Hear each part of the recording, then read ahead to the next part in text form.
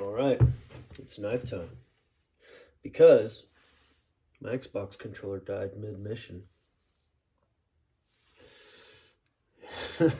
Which means you guys get 2 videos from me in a week before you get GTA 6. So I'm going to be doing, I think 3. Yeah, I got 3 laying here. I got a few knives laying here, but I'm going to do 3 knives that caught my attention in 2024. Only one of them is a new model for 2024, or a new version of the model. But anyways, here we go. This one is I was looking for a static knife to strap on my motor scooter, and I came across this, and this really caught my eye. Now, I have hockey tape on the handle to protect the cool handle. The stock handle does have little cool, like, grippy bumps you can see there towards the end, and it does have like some almost fraggish. It's got decent grip for a plastic handle, but this is a Walther P99 fixed blade. I believe it's got like some like 5-point dicka. It's a 6-inch blade. It is sharp there. It is sharp there. It has this cool section of just like bonk, and then it has like, it says saw teeth, but man, it's kind of like it's saw teeth, but it's kind of like these monster serrations, and they're not too sharp, but let me tell you, that would not feel good. So yeah, I was looking for a knife that was a designated bike knife, and I keep this on my motorcycle because when I'm out in the world on my motorcycle, I always like to have something like this on me, because you're always running into different types of interesting and cultured people, and I'm always hoping someone will have a cheesecake or perhaps some pate. But if they do, I will be prepared. I swooped this up because you can find these on the internet. A lot of places they're sold out. They're still available. I got this through a well-known, reputable knife store on the internet. It was $19 plus a couple bucks for shipping or whatever. I've seen these go from $19 all the way up to $75 online. You know how the internet is. It's ridiculous. Check around. Like I said, I got this for basically like $25 to my front door. And you guys are like, man, what is that even? I can't even remember the steel it is right now. It is made in China, the land of the nets of sorrow, as are probably most of the knives I'm going to be going over today. But one of the main reasons I grabbed this was it reminded me of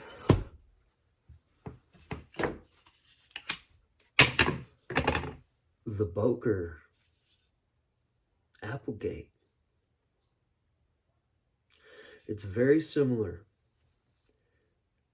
and the build quality feels about the same. Yes, the fit and finish and everything on the Boker is nicer in a way. This is a very, well, I mean, these are very expensive now. I was surprised to see that. These are going for like over $300 now. And I always wanted one with the tan handle, so a while back I was like, man, I'm gonna get me one of them Bokers, and another Boker, but I want the tan handle. And I looked, and all those were out of stock, but just this version, when you can find them, man, they're like over $300 online. I was like, no way. So when I found this similar, and I mean, you know, it's not as bougie, I guess, as the Boker.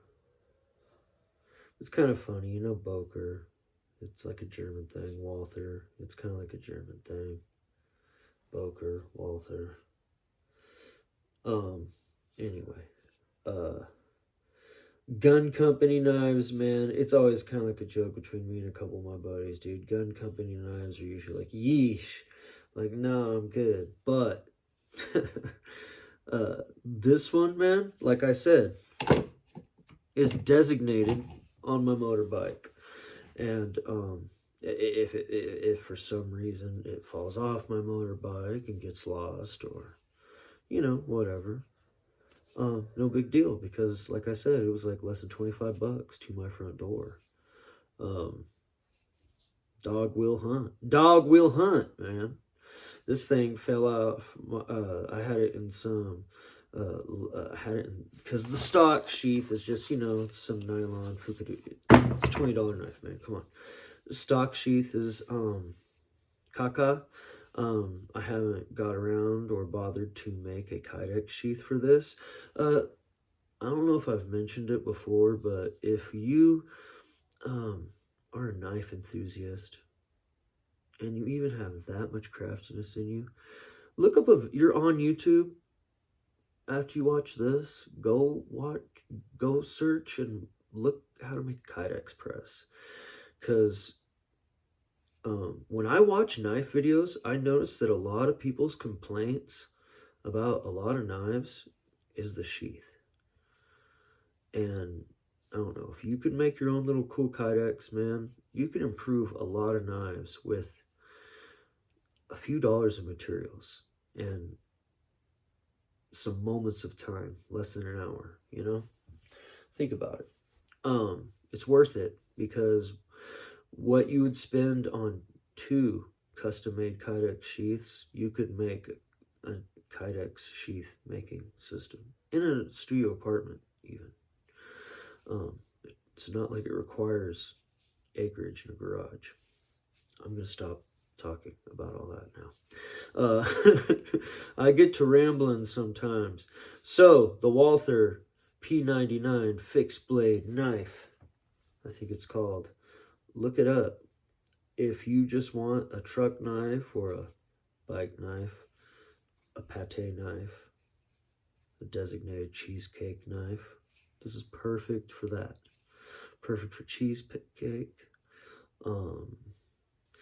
If you're gonna go to a party and there was a piñata and it needed to be opened up a little bit to put the candy in, this could do that. You could open up a piñata with this pretty easily, like really well. It's pretty good. It's balanced well. Like I said, it's got like a 6-inch blade. I don't know the overall length. I don't know the specs. I don't care. I'm just showing you the crack. You got to find the crack yourself. I'm just showing it to you. All right. So this is a regular fixed blade that caught my attention this year. Like I said, it's a pretty heavy duty square of a knife. And what I was saying was, I had this tucked in a leather sheath. I was up about 50 feet putting some rigging on some stuff earlier in the year, and this fell out of that wonkadoodle sheath and all the way to concrete. And I tell you, the bare knife, not the knife in the sheath, and yeah, this fell about 50 feet, and it nicked the edge a little bit. There was some rocks and some stuff, but I mean, I'm not complaining. Like I said, dog will hunt. This is a knife. It will do knife things. All right. I'm getting me a sip of water, brother. Hope everybody's having a good post-Christmas weekend, post-Kwanzaa weekend. Hanukkah's rocking. All right. Another knife that really caught my eye, and when I got this knife, I was like, whoa. And I'm not joking, because I had some points built up And so I got this knife for very cheap. I got this knife and another one, I believe, shipped to my house for a few dollars.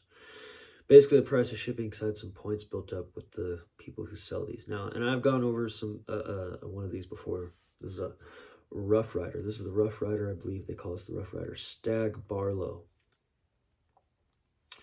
And it's got the little cool Rough Rider shield. And then this side's pretty sterile. And speaking of sterile, if this thing wasn't marked and I was handling it, and I know knives, everybody knows knives, this knife carries the quality of a lot of higher end slip joints. The fit and finish is very nice. And I'm talking like where these Rough Riders are coming in, especially like this one, where this knife's coming in at, like, there's no way that, like, I'm buying some other budget or USA made brand of knife that's going to charge me 10 times what this would cost, because this is so cool and pretty, and it comes really good and sharp, and I whittled some cool stuff with this. I enjoy whittling a lot. That is one of my things I do. And this little Stag Barlow from Rough Rider Knives is a great little pocket knife to have and whittle. I'm gonna have a slip made for this one, and I know that's ridiculous because it's I believe these go for 14 and change when they're not on some sale or whatever. I mean, I cannot myself get over the fit and finish and the beauty of these little Rough Rider knives, a lot of them.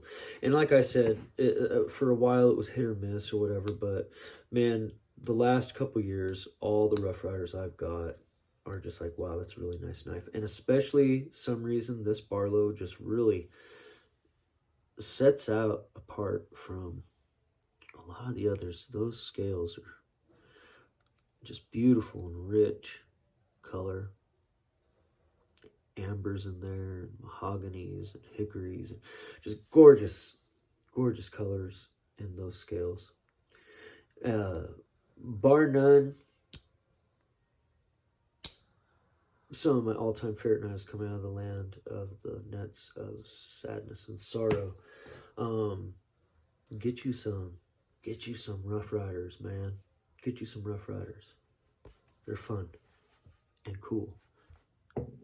And there's no reason to spend $300+ on a slip joint that's made from the land of sorrow nets, man. Like, that's crazy. All right, this next knife. Now, see, this next knife is kind of like, I bought the original version of this knife when it first came out. I ordered off one of my favorite little knife nooks that I have online, and I got it, and I immediately got it, and I held it in hand, and I was just like, nay. And it was the original CJRB Pyrite.